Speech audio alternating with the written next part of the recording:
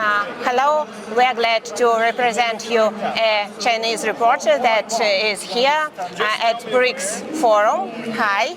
Hi, I'm Kai from CGTN, or China Global Television Network, and it's really nice to be here. Thank you for having me.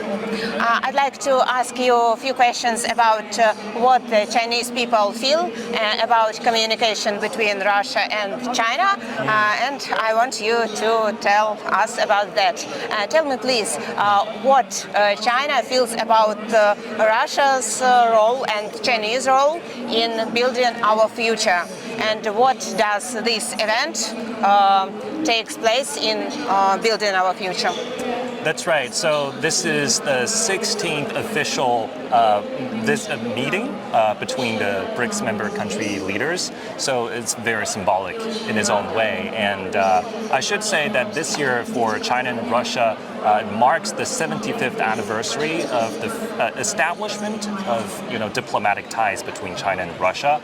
And this is also the China-Russia Culture Year. So there is certainly a lot to expect. As we can see, the Chinese President Xi Jinping arrived earlier today in Kazan.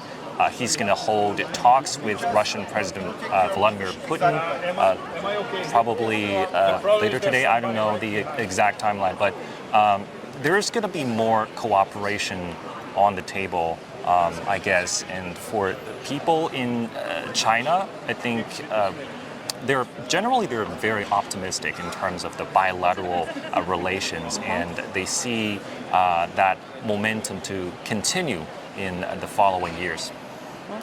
When I arrived here, I saw a large picture of Xi Jinping nearby the railway station. Tell me please, what do you feel about that? And did Russia show as much respect as it is needed? I know our cultures differ, and it's not always easy to show the attitude to each other. What do you feel about that?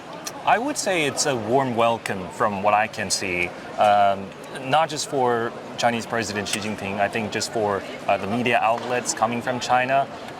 We've been here in the city for a couple of days already, and we can see that everywhere we go, like, people are friendly. Some of local residents, they speak Chinese, they speak Mandarin even. So that really surprised us. Even though we are on an overseas business trip, we feel like we're at home. I'm glad to hear that. Anything what you would add to Russian audience?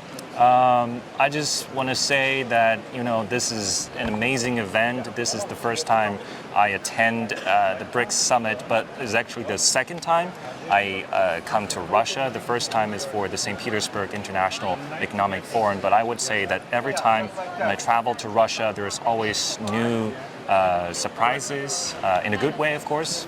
And I would love to, come to Russia more in the coming years. How is China doing?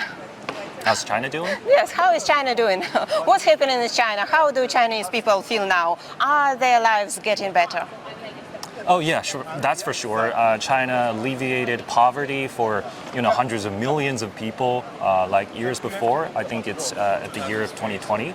So overall, the life quality has improved significantly in China, be it in cities or in rural and remote villages. So if you have chance to come to China, of course we welcome you to visit China, not just in Beijing and Shanghai, but also, as I said again, in those remote villages. Like, they're also beautiful, and people's lives have been significantly improved. And do people understand that their role in the world is growing, and all the eyes are focused on them? What do normal people feel about that?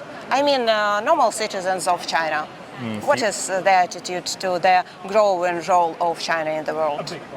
I would say that people generally are proud of how China is today on international stage. China has been growing stronger and stronger, for sure.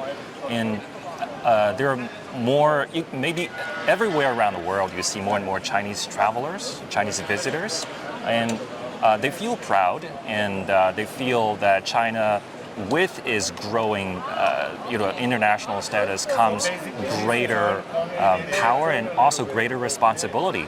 That is a big reason why China took, a BRICS summit so seriously.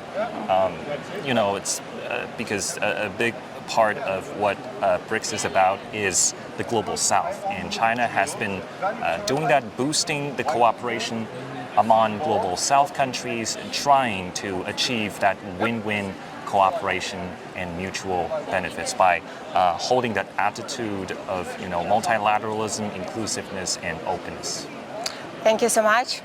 I wish you and Chinese people all the best. Thank you for having me.